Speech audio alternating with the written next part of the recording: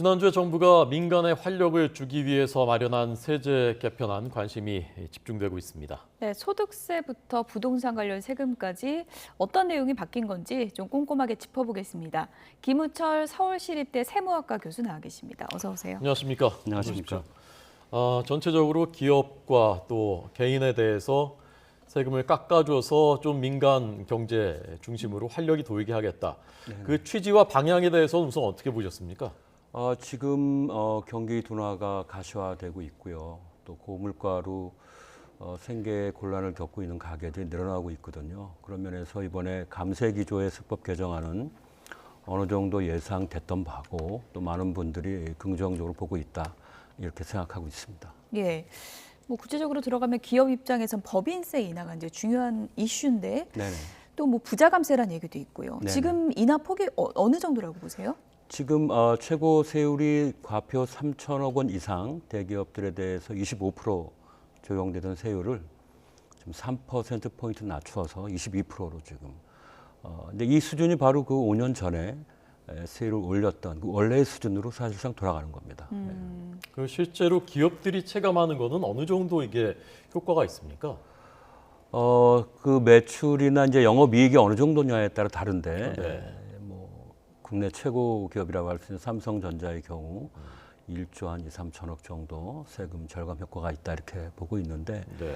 대략 이 적용을 받는 기업의 숫자는 이제 120, 30개, 많으면 120, 30개, 적으면 한 80개 요 내외로 해마다 이제 조금씩 변동이 있습니다. 그래서 많지는 않고요. 큰 기업일수록 당연히 세금 절감 효과는 크고요. 대체로 실효세율이 더 중요한데 실효세율을 한 2% 내외로 좀 줄이는 뭐 그런 효과가 있을 거다 이렇게 보고 있습니다. 실효세율이라는 건 어떤 개념이죠? 네, 실효세율은 이제 최종적으로 내는 그 법인 세액을 그 기업의 이제 소득으로 나눈 그런 금액으로 생각하면 됩니다. 25%는 세법에서 정한 방식대로 기업의 소득을 구하고 거기서 공제를 적용한 다음에 과표에 적용하는 명목세율이고요. 네. 실효세율은 이런 법에서 정한 명목세율 말고 최종적으로 모든 세액 공제나 세금 감면이 적용되고 난 다음에 결정세액을 소득으로 나눈 것이기 때문에 네. 보통 명목세율보다는 실효세율이 좀 낮습니다. 예. 네.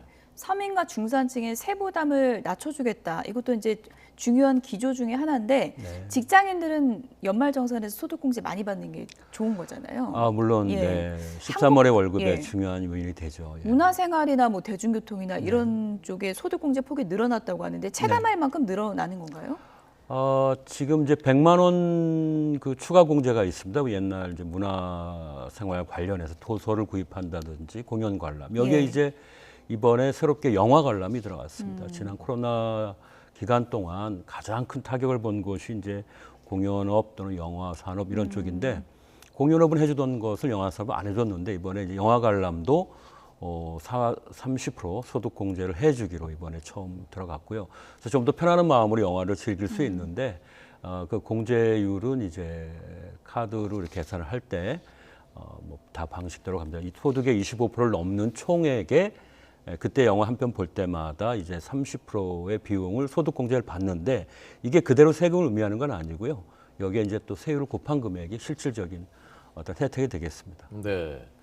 이 국민들 개개인들이나 가게 입장에서 봤을 때는 제일 일단 피부에 와닿는 건 소득세지 않습니까? 소득세 네네. 이제 줄여주는 건데 어느 정도 줄어든 것인지 하고요. 네네. 그 소득 구분별로 이제 다르지 않습니까? 어떻게 적용되는 것인지 좀 쉽게 설명해 주십시오. 우리나라 소득세는 다른 나라와 마찬가지로 네.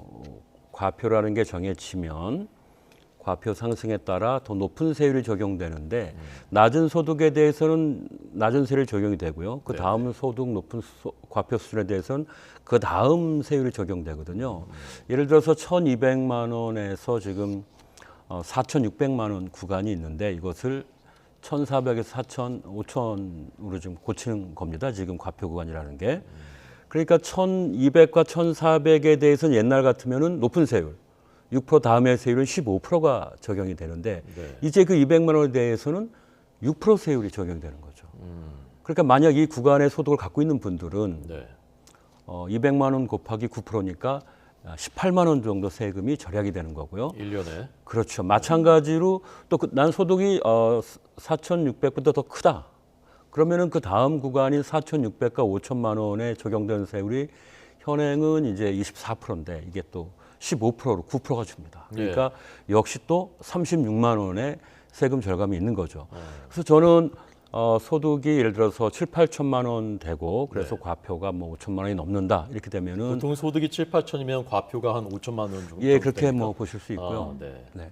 그래서 그런 경우에는 200만 원의 9% 효과와 또 400만 원의 또 9% 효과를 이제 볼 수 있는 그런 셈이 됩니다. 예. 네.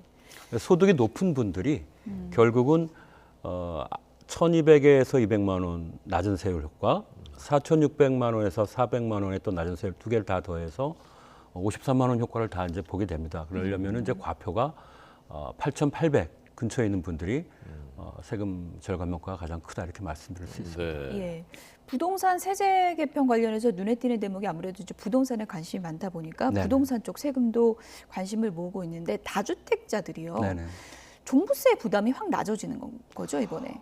이번 종부세의 가장 큰 특징은 다주택자에 대한 중과세율을 없앴다는 점이고요. 네. 그리고 또 과표 기준에서도 조금 1주택자들을 이제 늘려주는 뭐 그런 게 있고요. 기본 공제 금액이 이제 오랜만에 6억에서 네. 9억으로 인상된 것도 역시 또 다주택자한테는 도움이 되는 그런 조치를 볼 수가 있습니다. 그러니까 집을 몇 개 갖고 있느냐가 아니라 네네. 갖고 있는 집의 자산을 합쳐서 그렇습니다. 그걸 기준으로 하겠다는 거죠. 원래 종부세의 취지가 전국에 예. 있는 흩어져 있는 여러 주택의 가액을 합쳐서 누진과세한다는 거였거든요. 근데 이거 갖고도 모자라서 집이 두 채, 세 채면 특히 뭐 조정지역 중심으로 예. 더 높은 세율을 아예 부과하는 그런 중과해서 기본 세율보다 추가해서 과세하는 이게 바로 징벌적인 과세다라는 비판이 있었고요. 그래서 종부세 원래의 취지대로 여러 채의 주택이 있다 하더라도 그 가액을 합산해서 높은 과표에 대해서 높은 세율을 적용하면 되는 거지. 똑같은 과표인데도 집이 많다는 이유로 더 높은 세율이 적용되는 종전의 징벌적인 과세는 합리적이지 않다 해서 이번에 크게 개선이 되었습니다. 네. 그러니까 집이 이제 여러 채 갖고 있으면 세금 많이 내서 손해니까 이른바 똘똘한 한 채 네네. 비싸더라도 그 이제 그런 것이 이제 공식처럼 됐었는데 이런 좀 것이 바뀔 가능성이 있다고 보십니까? 지금 아주 서울 특정 지역에 대해서 교통이 편리하고 학군이 좋으면 그 한 채가 여러 채의 집보다 세금 면에서 또 양도 차익을 내는 면에서 훨씬 유리하다는 게 정설돼 있어서 그렇죠. 흔히 그 똘똘한 한 채라고 해서 아주 경쟁적인 구매 현상이 있었습니다. 이런 예. 것들이 또 과도하게 집값을 올린 요인이 되었고요. 근데 이번에 다주택자에 대한 보유세 부담을 현저히 떨어뜨리고 정상화시킴으로 인해서 이제 똘똘한 한 채에 대한 어떤 과도한 투자 집중, 편중은 적어도 시정이 될 거다 이렇게 보고 있습니다. 예. 예. 근데 또 반면에 이런 얘기도 하더라고요. 다주택자들이 원래는 세 부담이 너무 크니까 빨리 팔아야겠다 그러고 다 내놨는데 지금은 이렇게 되면은 좀 갖고 있자 이렇게 돼갖고 거래 절벽으로 이어지고 오히려 더 부동산 시장이 침체되는 거 아니냐 이런 얘기도 있더라고요. 예, 기존의 높은 보유세 부담에서 양도세 중과를 한시 배제하면서 예. 매물이 좀 늘어난 건 사실입니다. 근데 이번 이제 보유세 인하가 혹시 내놨던 매물을 이제 걷어들이는 게 아니냐 이런 지적인데요. 일부는 그럴 가능성은 있습니다. 예. 보유세 부담 때문에 불가피하게 현금이 없고 세금을 낼 여력이 안 되는 분들은 이제 집을 내놓은 경우가 분명히 있었을 거고 그런 분들에 한해서 조금 생각을 달리할 여지는 있습니다만 현재 주택 시장이 그 매도자 우위 시장에서 점차 매수자 우위 시장으로 가고 있습니다. 그리고 거래 절벽이라고 해서 지금 고금리 현상으로 인해서 주택 매수를 희망하는 분들이 현저히 줄었거든요. 예. 뭐 이런 상황에서 일부 다주택자들이 낮아진 보유세 부담 때문에 좀 더 집을 오랫동안 보유하는 동기가 생긴 건 사실이나 이게 뭐 주택 시장의 어떤 그 가격을 올린다든지 가열 현상으로 연결될 것 같지는 않습니다. 네. 지금 집을 사야 되는 것인지 금리는 자꾸 오르고 하는 고민하는 분들이 많은데요. 뭐 교수님이 정답을 말씀해 주실 수는 없겠지만 그래도 시청자 여러분들 참고하실 수 있도록 어떤 의견이십니까? 지금 사는 게 좋은지. 뭐 저는 세금 주로 공부하고 재정 연구를 하는데요. 집값이 앞으로 어떻게 될지를 제가 개인적으로 말씀드리는 건 큰 의미가 없겠습니다만은 아직 그 고금리 현상이 어느 정도 전개될지 예측하기 어렵습니다.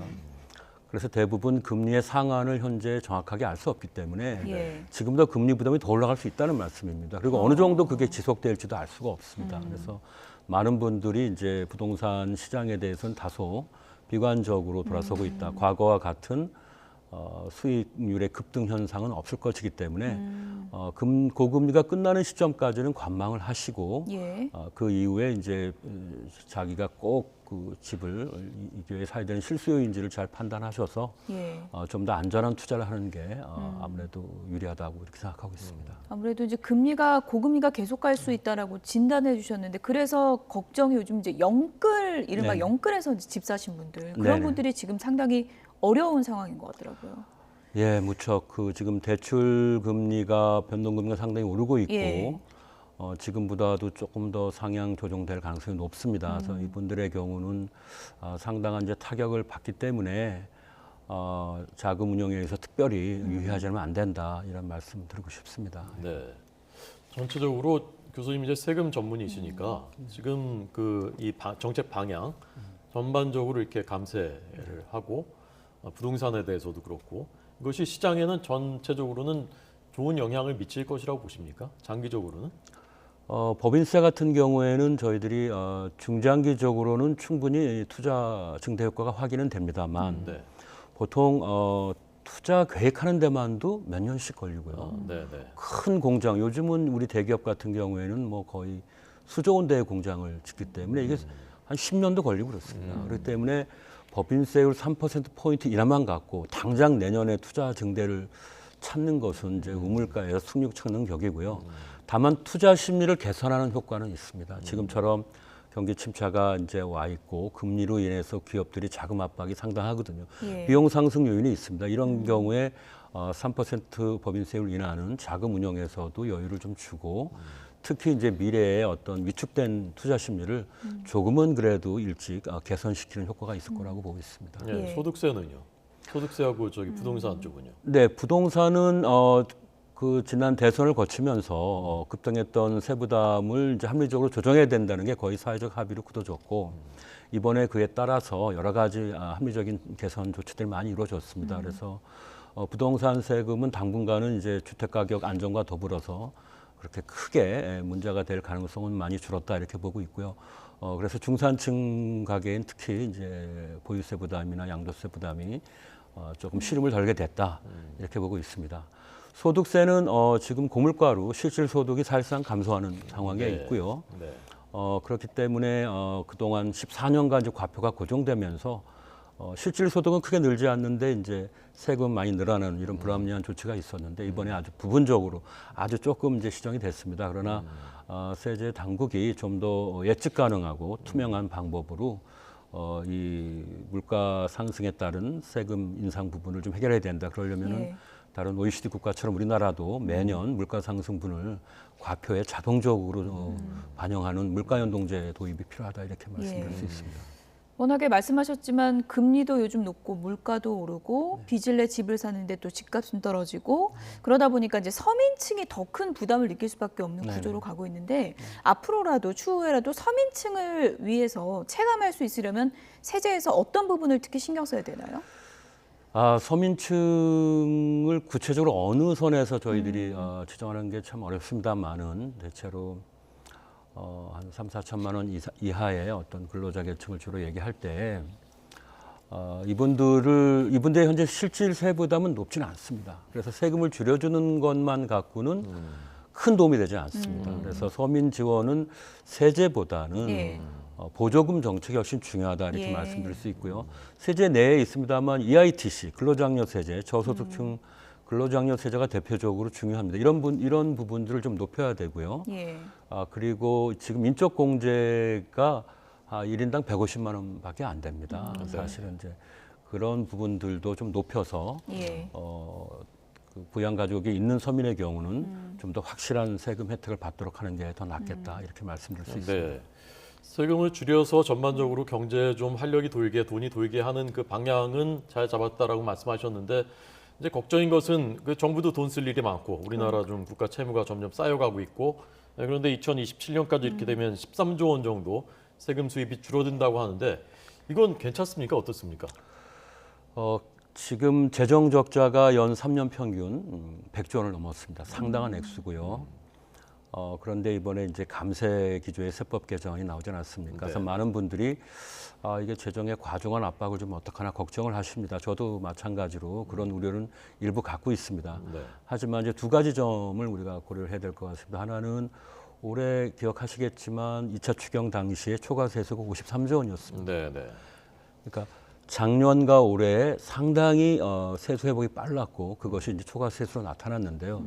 이러면서 지금 우리 국세 수입만 이제 400조에 지금 올해 달할 전망인데 법인세 같으면은 70조 원대를 안정적으로 유지하다가 올해 갑자기 104조 원까지 늘어난 겁니다. 그래서 내년도에 세수 감소가 첫 해는 한 6조 7천억 정도 이렇게 예상이 되는데 53조 원의 세수 증가세를 보건대 우리가 당분간 이건 흡수할 수는 있다 이렇게 좀 보고 있고요. 네. 특히 법인세가 아주 많이 늘어났습니다. 한 30조 원 넘게 늘어났는데 법인세 특히 세수가 많이 준다고 걱정을 합니다만 이 4조 원 정도 준다고 나와 있는데 올해 이제 또 작년에 늘어난 세수 증가세를 본다면 이건 큰 문제가 없다. 오히려 GDP 대비 우리 법인세 수 비중이 지금 올해 법인세 급증으로 인해서 5%에 육박할 거로 보거든요. 네. OECD는 겨우 3% 초반입니다. 그래서 우리가 너무 과중하다.